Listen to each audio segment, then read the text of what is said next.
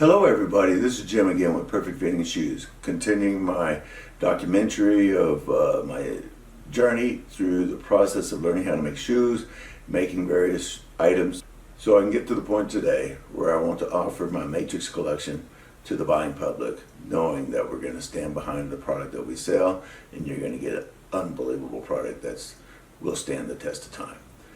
This is a collection of sandals.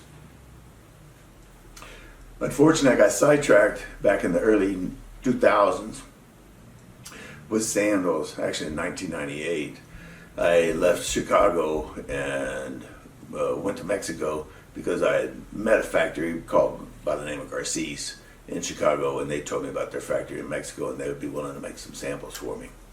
So I went down there, took some time off from my work, where I was working as a service advisor for a Chrysler dealership in Chicago. Left, went down to Mexico, spent 3 weeks down there waiting for them to make my sample. They never did. They just kept giving me mañana, mañana, mañana, tomorrow, tomorrow, tomorrow. But while I was down there, they had a product that they were selling, which was a cushioned sandal. It was unbelievable. Back here they had a bubble. This wasn't the same sandal. They've got a different sole, kind of similar, but the tread was different, much narrower. But the cushioning on the soles were unbelievable. This was in 1998 before Crocs came out. And so I was working on the product of my shoes with them and saw their sandals. And I decided, well, if you can't make my shoes, at least I can go back to Chicago and maybe sell some sandals. So this was back in, I think, May or June. And I took their sandals and I went back to Chicago and I found a lot of people liked them. They were unbelievable. I was able to sell them. But because I didn't have a well-known brand or mark, I had to discount them, so I wasn't able to get the best price that I needed to get for them. But I was able to see that people liked them. So I decided to quit my job in Chicago. I packed up all my stuff. I moved to Mexico short-term with the intent of getting some sandals and then going to Los Angeles so that I could start a sandal business, because it's kind of hard to sell sandals in the middle of wintertime in Chicago, whereas in Southern California it's a pretty much year-round climate to where you can wear sandals 365 days a year. So I went down to Mexico, got some sandals, went back up to Los Angeles. That drive from Mexico to Los Angeles was another story I'll share with you at a later date. But I brought the sandals up to Southern California and people loved them. They were unbelievable, but they were too narrow. Had some problems because the American foot's wider and bigger. And so when I was working with that Mexican factory, Garces, I kept asking them to make larger sizes, wider, but they weren't able to do so. But while I was selling in Southern California at a swap meet, it was a yuppie type swap meet, that basically sold not new items. It wasn't a low-cost flea market type place, but it was people were selling diamond rings, all sorts of high-end furs and stuff like this, cars, and I found a good market for my sandals. Unfortunately, it was only Saturday and Sunday when the weather was permitting, and you had to line up early to get a spot in the venue, so it's kind of hard. I lived 70 miles away. I'd have to drive early in the morning to get there from Van Nuys, north of Los Angeles, to get down there, set up, sell, then go back up to Los Angeles or Van Nuys, put my stuff back up because I was living in an apartment, and then do the same thing on Sunday to make sales. But when I was down there, people liked what I had, and I had an investor talk to me and said that he wanted to help me make a better product.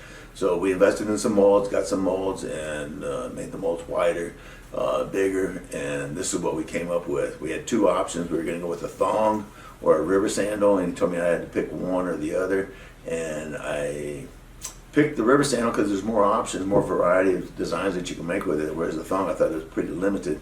But hindsight being 2020, if I'd have made a thong and just gone to Hawaii, I was told I could probably sold 1 million sandals over there just in that state alone, because the people just like to slide in, slide out. They didn't want anything around the back of the shoe or anything like that.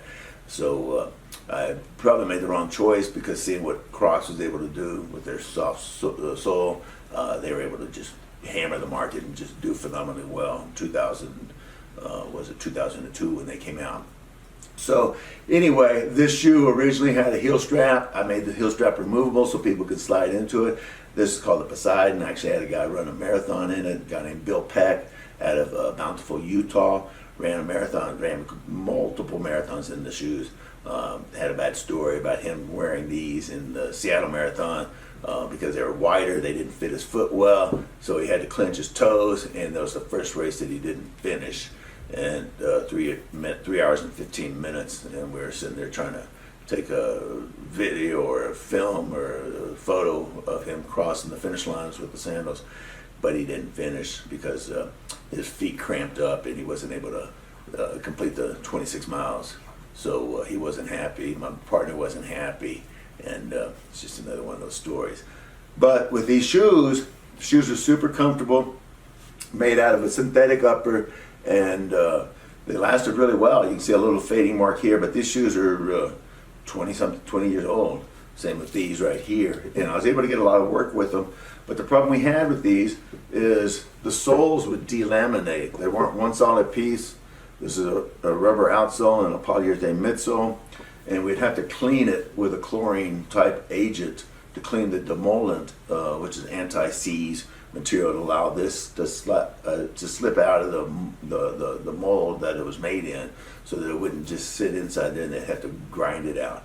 But that demolent chemical had to be cleaned off before the glue would be perfect to where it would set inside here, allowing the bonding between the polyurethane and the rubber sole.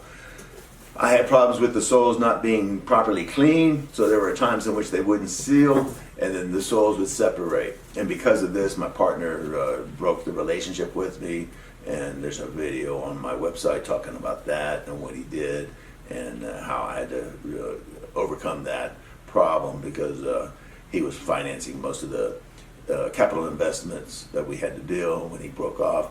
He didn't want to release the molds or anything, or any old inventory to me or anything like that, so it really cut me off at the knees. But I learned a lot about making shoes, and in the process of making these shoes, I found that people didn't want to pay me top dollar because I wasn't a well-known brand. I was getting myself known, but they'd always say, well, you're not Nike or you're not Reebok, so we're not going to pay you what you wanted. And I wanted like $60 a pair at the time, and people would have a hard time. I'd have to sell them for like $35, $40 to get rid of them, but I was always running out of inventory, so it's kind of hard. But we started doing some exotic sandals that would increase the profitability of the business. And in my next video, I'll talk to you about that. So thank you very much for watching. I enjoyed talking to you about this, and I look forward to seeing you next time. Thank you very much, and I hope you have a good day, and we'll see you next time. Bye-bye.